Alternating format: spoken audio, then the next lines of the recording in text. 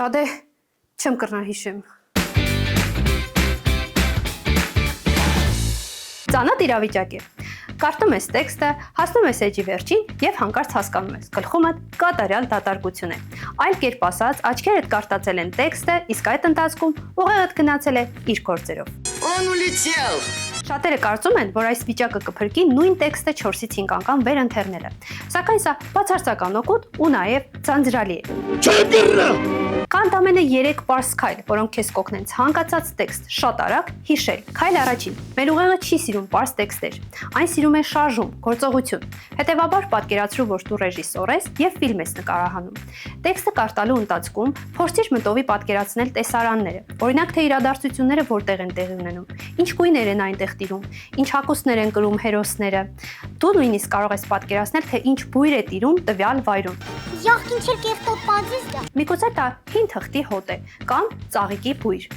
Ինչքան շատ զգայարաններ ես աշխատեցնում, այնքան քո ուղեղը հասկանում է, որ դու ոչ թե պարզապես տեքստ ես հիշում, այլ հիշում ես քո սեփական հիշողությունները։ Забудем об этом. Քայլ 2. Ինչուի մեթոդը։ Պատկերացրու, որ դու քննիչ ես եւ դեպքերի հերթականությունը պարզելու համար պետք է հարցեր տաս տարբեր մարդկանց։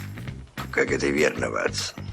Շատ տարածված սխալ է, երբ փորձում ես տեքստը կարդալու ընթացքում հիշել բոլոր փաստերը եւ թվականները։ Սա եւս անօգուտ է։ Դու չես կարողանա հիշել բոլոր թվականները կամ եթե հիշես առնվազն դրանք շատ շուտ մոռանալու ես, քանի որ մեր հիշողությունը չի սիրում մտապահել առանձին փաստեր կամ առանձին թվականներ։ Մեր հիշողությունը սիրում է շղթայական կապ։ Արդեն կապները կդրվել է։ Եվ այսպիսով տեքստը կարդալու ընթացքում դու անընդհատ քեզ տուր հարցեր։ Օրինակ, եթե դու կարդում ես պատերազմի մասին,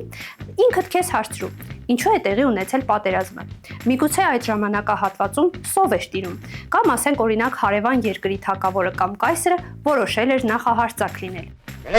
Զենքերս պատրաստ պայի, հա։ Պատասխանը գտնելու պարագայում ստեղծվում է դեպքերի հերթականություն։ Այսպիսով քո ուղեղը հասկանում է, որ կա շղթայական կապ, այլ ոչ թե պարզապես փորձում ես վերհիշել թվականները կամ փաստերը։ Փաստը մնում է փաստ։ Քայլ 3. Պատմիր ընկերոջդ։ Տեքստը կարդալուց հետո որոշ ժամանակ անց փորձիր այն պատմել ընկերոջդ։ Բայց մի փորձիր պատմել տեքստային կամ որպես դաս, այլ պատկերացրու, որ ընկերոջդ պատմում ես ինչ-որ մի ֆիլմ կամ պատմություն, որի մասին նա տեղյակ չէ։ Հաջորդը պետք չի օգտագործել տեքստային բառեր։ Դա արա քո պարզ բառապաշարով։ Եվ եթե 1 րոպեում քեզ մոտ դա ստացվի, ապա շնորհավորում եմ։ Դու տեքստը սովորել ես։ Կիրառիր այս քայլերը հենց այսօր եւ մեկնաբանություններում գրիր, թե որքան ժամանակ քեզ հաջողվեց խնայել։ Բաժանորդագրվիր ալիքին եւ կդա տեքստը սովորելու։